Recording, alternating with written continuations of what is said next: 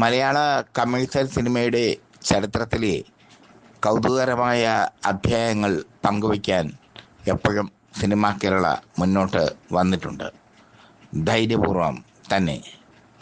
അതിൽ ഒരധ്യായമാണ് IV ശശിയും ഉർവശിയും തമ്മിലുള്ള ബന്ധവും ആ ബന്ധത്തിന് നേരെ പടവാളെടുത്ത് അങ്കക്കലി കൊണ്ട് ആറാടിയ IV ശശിയുടെ ഭാര്യ സീമയും. വലിയൊരു ബന്ധത്തിൻ്റെ ആരംഭത്തെ തുടക്കത്തിലേ കീറി മുറിച്ചു കളഞ്ഞു സീമ എന്ന് വേണമെങ്കിൽ പറയാം.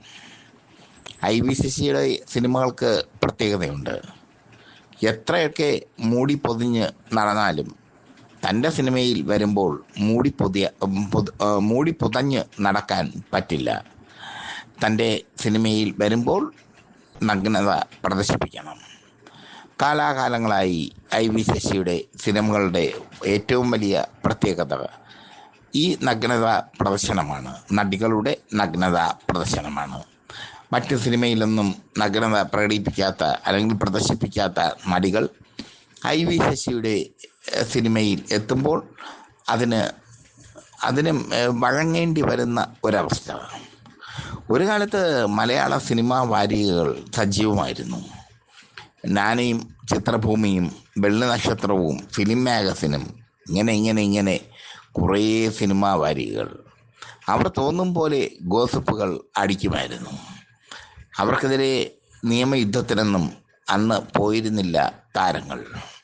ഇന്നിപ്പോൾ ആ സിനിമാ വാരികളുടെ റോള് ഏറ്റെടുത്തിരിക്കുന്നത് സോഷ്യൽ മീഡിയയാണ്. യൂട്യൂബ് ചാനലുകളും മറ്റുമൊക്കെയാണ് അതിൻ്റെ റോൾ. പണ്ടത്തെ സിനിമാ വാരികളുടെ റോൾ ഏറ്റെടുത്തിരിക്കുന്നത്. ആ ഏറ്റെടുക്കൽ വളരെ ശ്രദ്ധേയവുമാണ്. കാരണം പണ്ട് അച്ചടിച്ച് വരുന്ന ഗോസിപ്പുകൾ ഇപ്പോൾ വായ്മൊഴിയായി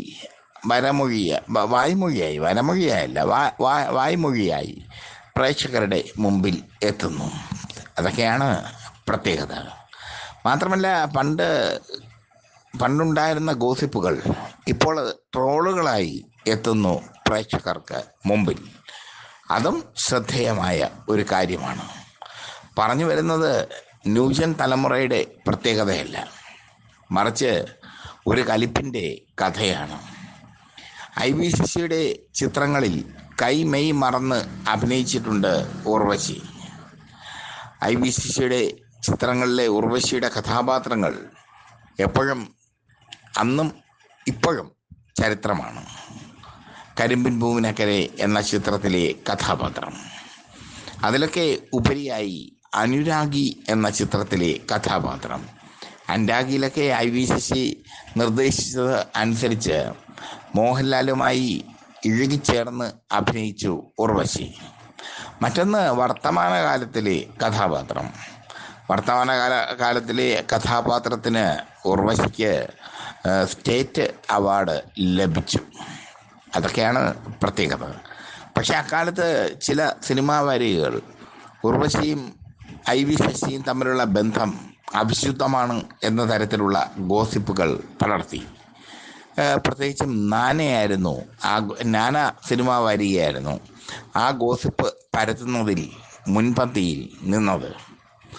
എന്തായാലും നാനയിൽ വന്ന ഒരു ഗോസിപ്പ് ഇങ്ങനെയായിരുന്നു: IV ശശിയും ഉർവശിയും തമ്മിൽ പ്രണയത്തിലാണ്. ഇതറിഞ്ഞ് സീമ അസ്വാസ്ഥ്യമുള്ള വ്യക്തിയായി മാറി. സീമയുടെ അസ്വാസ്ഥ്യത രോക്ഷമായി മാറി. IV ശശിയോട് സീമ പറഞ്ഞു അത്രേ, ഇനി ഉർവശിയെ വെച്ച് സിനിമ ചെയ്യരുതെന്ന്.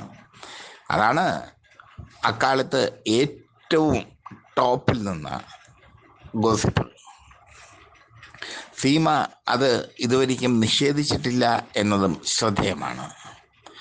ഭരതൻ തിളങ്ങി നിന്ന കാലത്ത് ഇതുപോലുള്ള ഗോസിപ്പുകൾ നിരന്തരം ഉണ്ടാകുമായിരുന്നു. പക്ഷേ ഭരതനോ KPS ലളിതയോ അതിനെ നിഷേധിക്കാനോ അതിനെ സാധൂകരിക്കാനോ പോയിട്ടുമില്ല. എന്തായാലും അങ്ങനെയുള്ള ഒരു ഗോസിപ്പ്, ഉർവശിയും IV ശശിയും തമ്മിൽ അവിശുദ്ധ ബന്ധമുണ്ടെന്ന ഗോസിപ്പ് അക്കാലത്ത് വളരെ പ്രചാരം നേടിയിരുന്നു. ആ ഗോസിപ്പ് നിഷേധിക്കാൻ IV ശശിയും തയ്യാറല്ലായിരുന്നു, ഉർവശിയും തയ്യാറല്ലായിരുന്നു. വർത്തമാനകാലം എന്ന ചിത്രത്തിലൊക്കെ മേനിയൊക്കെ കാട്ടിയാണ് ഉർവശി അഭിനയിച്ചത്. തുടകൾ വരെ കാട്ടി അഭിനയിച്ചു ഉർവശി. IV ശശിയുടെ അതിനു മുമ്പുള്ള ചിത്രമായ അനുരാഗിയിൽ പൊക്കിൾച്ചുവി കാട്ടി അഭിനയിച്ചു ഉർവശി.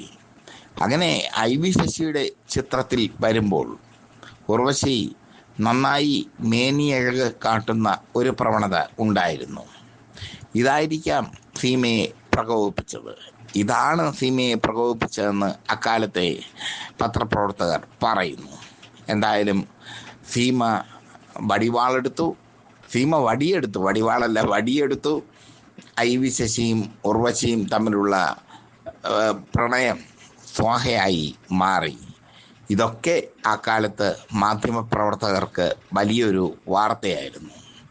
അക്കാലത്തെ മാധ്യമങ്ങളുടെ സർക്കുലേഷൻ കൂട്ടാനുള്ള വാർത്തയായിരുന്നു. ഇന്നിപ്പോൾ സിനിമാ വാരികകൾ ഇല്ല. സിനിമാ വാരികകളുടെ പ്രസക്തി നഷ്ടപ്പെട്ടു. സിനിമാ വാരികൾ എന്നത് ഒരു സ്വപ്നം മാത്രമായി മാറി. സിനിമാ വാരികകൾ ഒരു സ്വപ്നം മാത്രമായി മാറുമ്പോൾ ഒരു കാലത്തെ ഗോസിപ്പുകൾ ട്രോളുകളായി കടന്നു വരുന്നുണ്ട്. അത് വളരെ രസകരമായ ഒരു സംഭവമാണ്. ഏകാന്തമായ രാത്രികളിൽ ഞാൻ ഈ ട്രോളുകൾ നോക്കാറുണ്ട്. അപ്പോൾ എനിക്ക് മനസ്സിലാക്കാൻ സാധിച്ചത് അക്കാലത്തെ സിനിമാ വാരികകളിൽ നിരന്തരമായി വരുന്ന വാർത്തകളാണ് ട്രോളുകളായി മാറുന്നത് എന്നാണ്.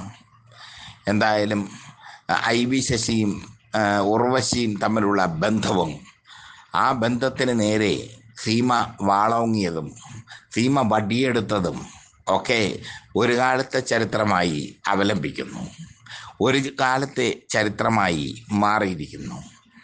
IV ശശി ചിത്രങ്ങൾക്ക് ഒരു പ്രത്യേകതയുണ്ട്. ഈ സെക്സ് കാണിക്കാത്ത നായികമാരെ കൊണ്ട് സെക്സ് കാണിപ്പിക്കുക, അതാണ് IV ശശിയുടെ ഒരു പ്രത്യേകത. നീലഗിരി എന്ന സിനിമയിൽ ഞങ്ങൾ നേരത്തെ വീഡിയോ ചെയ്തിരുന്നു, സിനിമാ കേരള വീഡിയോ ചെയ്തിരുന്നു.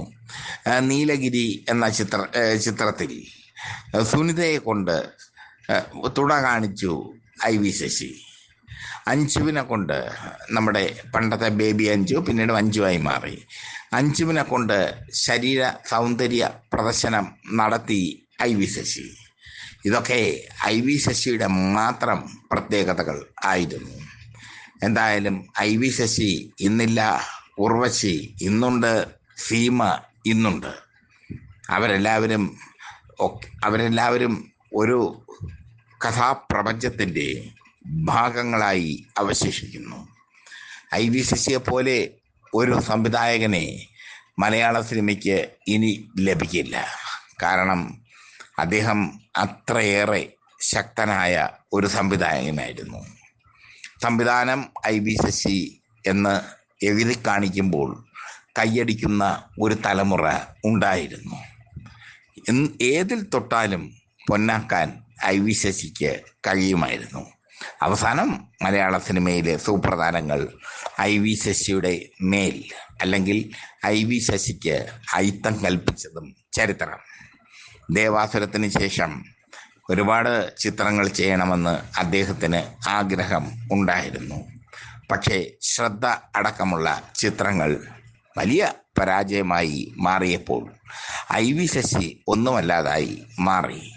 പക്ഷേ ഉർവശിയും IV ശശിയും തമ്മിലുള്ള ബന്ധം ഒരു കാലത്തെ ഗോസിപ്പുകളിൽ നിറഞ്ഞു നിന്നിരുന്നു. ആ സത്യം, ആ നഗ്നമായ യാഥാർത്ഥ്യം വിളിച്ചു പറയുകയാണ് സിനിമ കേരള.